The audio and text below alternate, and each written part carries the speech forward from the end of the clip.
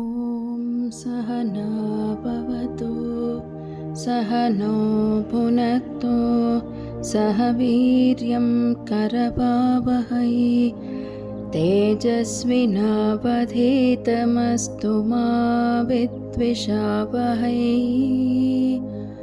ॐ शान्ति शान्ति शान्तिः।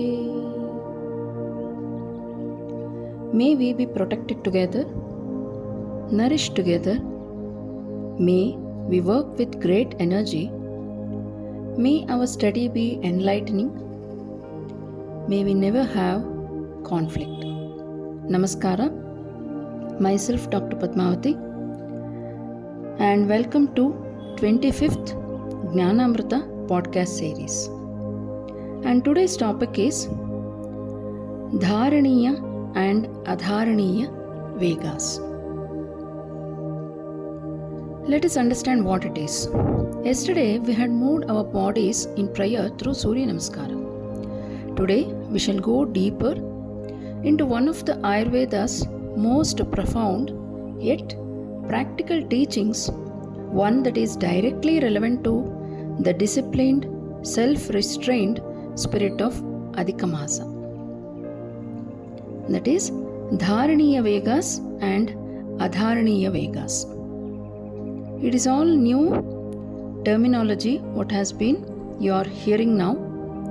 Let us understand it. Dharaneeya means the urges you must hold back, and Adharaneeya means the urges you must never suppress.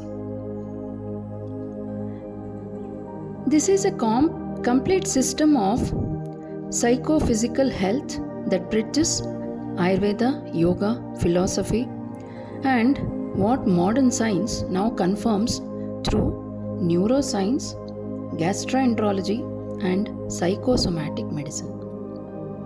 You may be quite astonished how these are all linked together. We shall go through this journey. The Sanskrit word Vega means a natural urge or an impulse.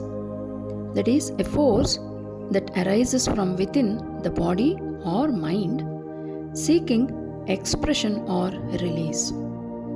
Charaka Samhita, one of the fundamental texts of Ayurveda, classifies all human Vegas into two clear categories: Adharaneeya Vegas, Adharaneeya, that is the urges that must not be suppressed. These are the physiological impulses. Suppressing them cause disease. And Dharaneeya Vegas, the urges that must be controlled. These are psychological impulses, that is at the mind level. Giving in to them causes disease, maybe at the physical, mental, and also at the social level. This single distinction, which was written 5,000 years ago, is the cornerstone of Ayurveda preventive medicine. And in this Adhika Masa, a month dedicated entirely to restraint of Dharaneeya Vegas and honoring of Adharaneeya Vegas. Charaka classifies 13 Adharaneeya Vegas. These are the natural physiological urges the body generates for a reason. It is like suppressing them is like blocking a river. The water does not disappear, but it finds another path, that is, which is often destructive. These are the 13 Vegas. We shall understand one by one, and it is very, very essential in present fast running pace of our lifestyle. Please go through that. And what are these? Let us go through this. Mutra Vega, the urge to urinate, and the suppression of this causes urinary tract infection, kidney stones, dysuria, burning, urination, lower back pain, bladder weakness, and the modern science confirms that habitual urinary retention, holding the urine for a long time, it leads to destructive muscle dysfunction and recurrent urinary tract infection. And the second Vega is Purisha Vega, that is the urge to defecate, to pass the stools. When we are suppressing this, it causes constipation, fissures, fistula, abdominal distension, headache, fatigue. We come across a lot of these cases because those who are working will not have time or will be in a hurry to go to their work, and in the process the suppression of passing the stools, and these are the symptoms or the problems which arises of suppressing the defecation. And modern gastroenterology confirms there is a gut-brain axis dysfunction from chronic suppression leading to irritable bowel syndrome and anxiety. There is a link between our gut and the brain. And the third, Shukra Vega, the natural sexual urge at the appropriate time, and the suppression causes testicular pain, urinary obstruction, loss of vitality, depression.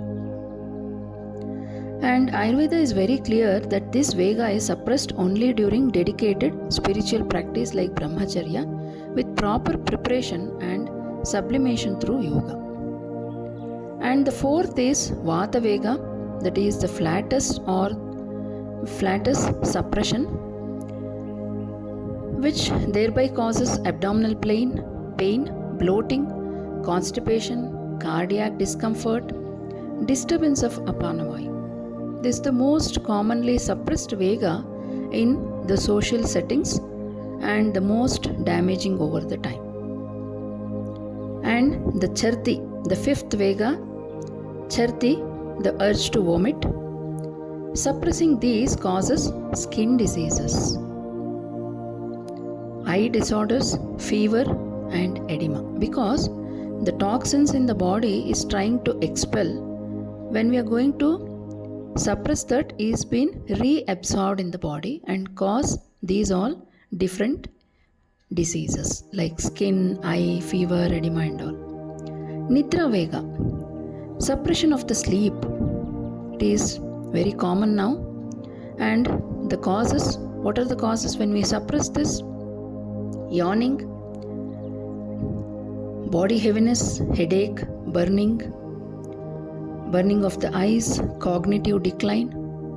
And modern science confirms that chronic sleep deprivation impairs immunity. When you are not sleeping for a long time or having the night shifts, definitely will impair your immunity, metabolism, emotional regulation and memory consolidation. This will be impaired definitely.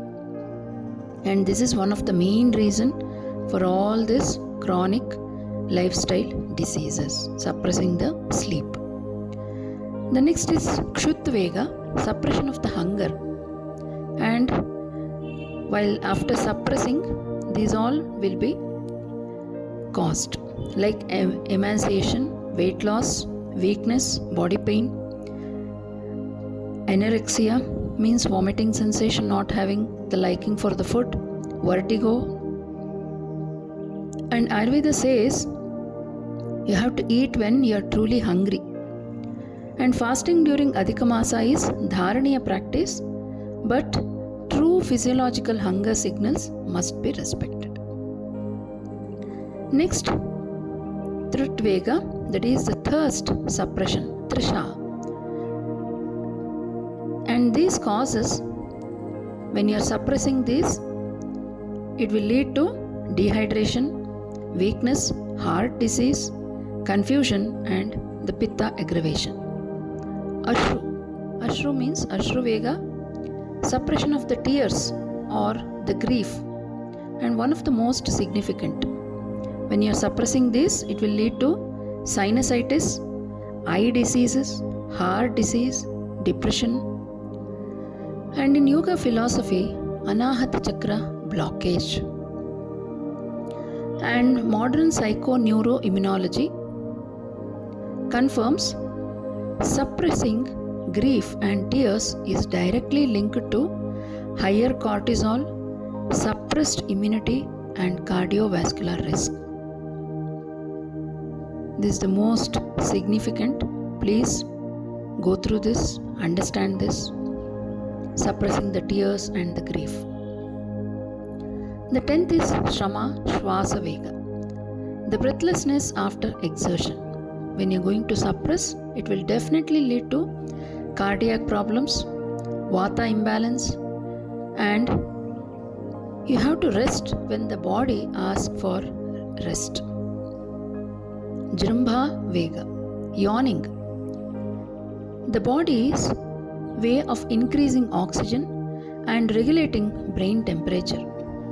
When you are suppressing this yawning, it will lead to stiffness and neurological discomfort.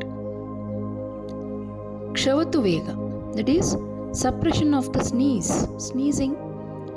That will lead to, if you are going to suppress, that will lead to stiff neck, headache, facial palsy, and weakening of the sense organs. Udgara Vega, belching. If you are going to suppress your belching, it will lead to hiccups, dyspnea, breathlessness, and heart discomfort. Seeing all this, we can understand the golden principle: when the nature calls, please answer. These 13 urges are the body's own intelligence speaking, and don't override that intelligence just to declare war on yourself. Yes, this is very important. And next, coming on to the Dharaneeya Vegas, the urges we have to restrain, we have to control, we have to discipline. And Dharaneeya Vegas are the psychological and emotional impulses that must be disciplined. And here it has a very deeper meaning, and Charkacharya lists these very clearly. These are the impulses born of the lower mind, when the yoga calls as the Arishad Vargas, the 6 enemies of the man. That is the lobha or the greed, the impulse to accumulate beyond the need. Ayurveda says greed aggravates pitta, causing a burning sensation, restlessness, and never satisfied mind. And yoga philosophy calls this the root of adharma. And in this Adhikamasa, dana or the charity is the direct antidote to lobha, that is the greed. Next is the shoka, the excessive grief and worry. Not the healthy release of tears, which is Adharaneeya, but chronic rumination, self-pity and worry, over-worrying. This aggravates vata and kapha, causing respiratory disease, cardiac weakness and immune suppression. And modern psychiatry identifies this at the basis of anxiety and depressive disorders. So please understand, grief and worry beyond the limits, having control over that, and bhaya, the fear, the impulse to flee, avoid or freeze in the face of necessary action. When there is essential that you need to take action, if you are having that bhaya, this chronic fear aggravates vata. Thereby it causes tremors, loss of sleep, palpitation, irritable bowel syndrome. The yogic antidote is abhaya, that is fearlessness, which is cultivated through japa, meditation and surrender to God. Krodha is the fourth Vega, the anger, and which is perhaps the most discussed. Each one of us have this Vega which has to be suppressed. Anger as reaction, aggression, or violence. Charkacharya says that Krodha or the anger is the greatest destroyer of ojas, that is our vital immunity essence. Modern cardiology confirms that chronic anger and hostility are independent risk factors for myocardial infarction, that is the cardiac arrest or the heart failure, any sort of cardiac disorders. Here the chronic anger is the main factor. And the yoga's antidote is kshama, or the forgiveness and equanimity.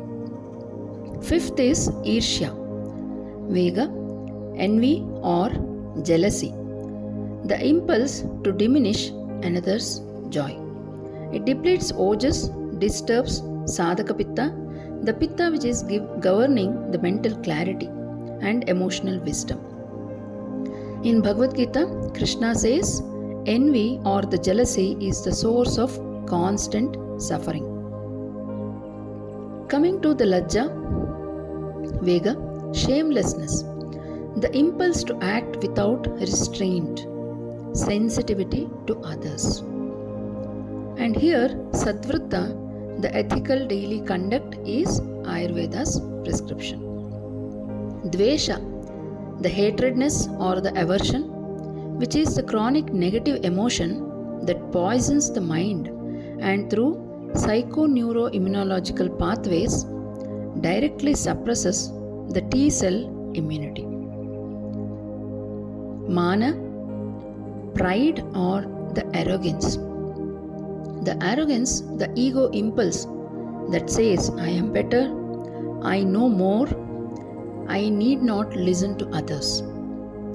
And Ayurveda calls this as the foundation of prajnaparada, that is, the crime against one's own intelligence, doing the crime or the illegal work knowing that it is illegal. The root cause of all these diseases is prajnaparada. And all these 8 dharaneeya vegas is being told as per the yoga by Patanjali Yoga Sutras. It is considered, is addressed here as the yamas and niyamas. And in Bhagavad Gita, the 16th chapter, the Daivi and Asuri Sampat. Daivi means divine and Asuri means demonic qualities. It is a complete treatise on this Dharaneeya and Adharaneeya Vegas at the spiritual level. So, the Vegas, it maps directly to the principle of Swadhyaya in yoga. Swadhyaya means self-study, and Viveka, that is discrimination between what should be expressed and what must be restrained. Here Patanjali asks us to practice brahmacharya, that is the conservation of vital energy, which is precisely the dharaneeya discipline applied to Shukravega.